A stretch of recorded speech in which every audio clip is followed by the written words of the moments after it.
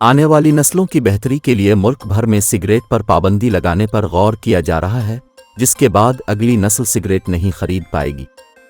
Cigarette पर पाबंदी की ये सिफारिश बरतानिया में सामने आई है, जहां वज़ीर आज़म ऋषि सुनाक इस बात पर गौर कर रहे हैं कि अगली नस्ल के लिए सिगरेट पर मौसर तरीके से पाबंदी किस तरह लगाई जाए।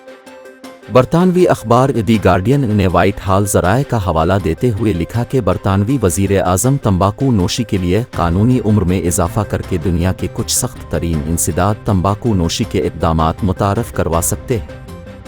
रिपोर्ट में कहा गया कि डाउनिंग स्ट्रीट ने इस बात से इनकार नहीं किया कि ऋषि सुनाक तंबाकू नोशी के लिए ज़्यादा सख्त तरीका इख्तियार करने पर गौर कर रहे हैं।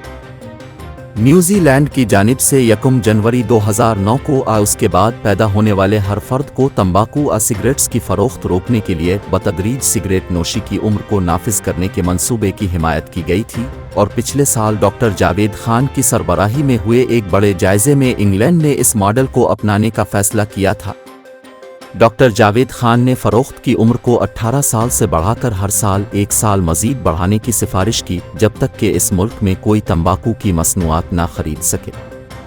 अगर इस मॉडल को 2026 तक नाफिज किया जाता है तो उसका मतलब यह होगा कि 15 साल इससे कम उम्र का कोई भी शख्स कभी सिगरेट नहीं खरीद सकेगा।